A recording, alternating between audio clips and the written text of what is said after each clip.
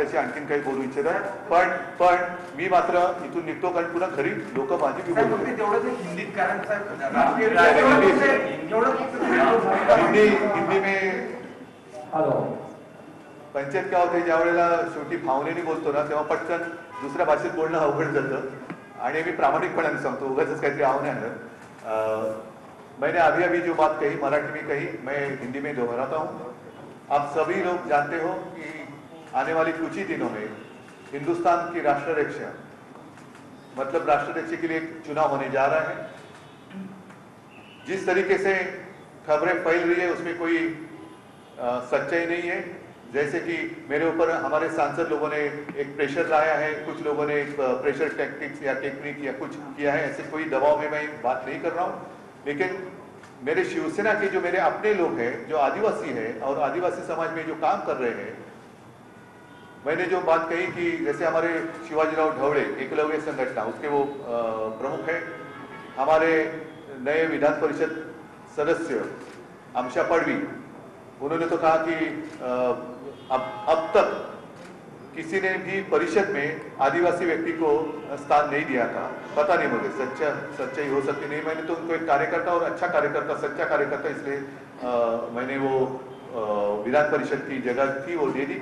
फिर हमारी निर्मलताई गावित है, बहुत सारे लोग हैं, पालघर जिला परिषद की अध्यक्षा हैं. बहुत सारे लोगों ने मुझे कहा कि पहली बार हमारी एक महिला भगिनी आदिवासी समाज से देश का जो सर्वोच्च पद है उसके ऊपर विराजमान होने जा रही है.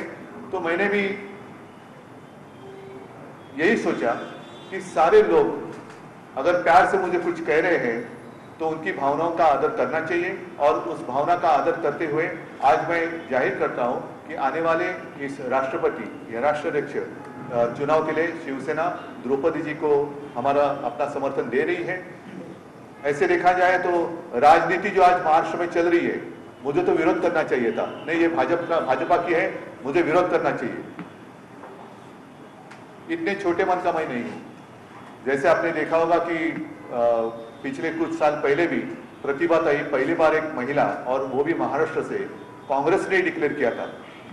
हमें तो विरोध करना चाहिए था, लेकिन बाला साहब तब थे, उन्होंने कहा कि नहीं, मेरी एक महाराष्ट्र की महिला और एक महिला वहां विराजमान होने जा रही है तो मैं विरोध नहीं करूंगा.